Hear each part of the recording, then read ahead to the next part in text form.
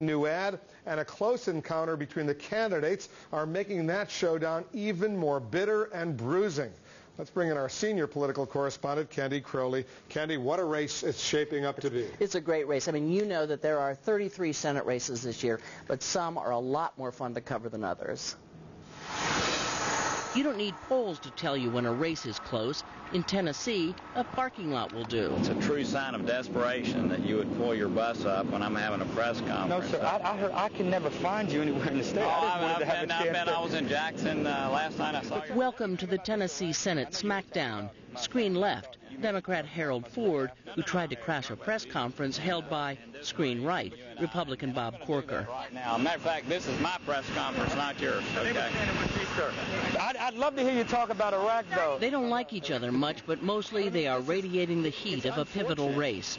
There are no last words, just the next ones. What kind of a man attacks another man's family in the face of a campaign? I'll tell you the kind of man. His name is Bob Corker. I've never said a negative word about his family. He came in almost a juvenile fashion and crashed a press conference on Friday. It's been called the Memphis Meltdown. And he just got through saying a load of non-truth. This is nastier than most because it's not just about winning this race. It's about who will control the U.S. Senate. Republicans are trying to build a firewall. If you weed out probably 4 seats that look ready to fall, there are 3 must-wins if Republicans are to keep majority status in the Senate: Virginia, Missouri, and Tennessee. Money is pouring into this state like a Niagara Falls of the South. Some of it in ads, including this beaut. I met Harold at the Playboy party. I'd love to pay higher marriage taxes. Canada can take care of North Korea. They're not busy. So we took money from porn movie producers. I mean, who hasn't? Even in this brawl, that's rough. The Republican National Committee is responsible for the content of this advertising. Harold, call me. And I think my opponent has gotten very nervous and skittish. And this isn't the first ad that's been in the gutter. Not that Ford hasn't thrown some punches on the air, but even Corker says his party's ad is over the top. We think the ad is tacky. We think it's not senatorial. We think it has no place in this race. The ad is still playing. Did we mention this race is close? And Wolf, as you know, this is not just about winning the majority. This is also about history here.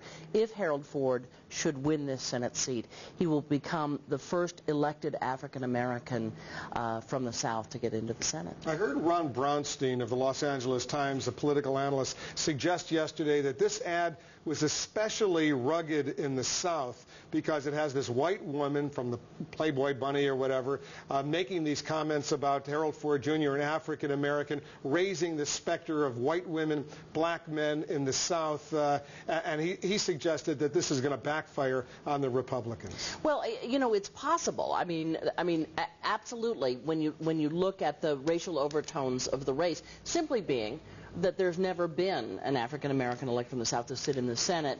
Those from Reconstruction were elected within their own state legislatures. So, you know, absolutely, but there's always that question out there, which we asked from the very beginning.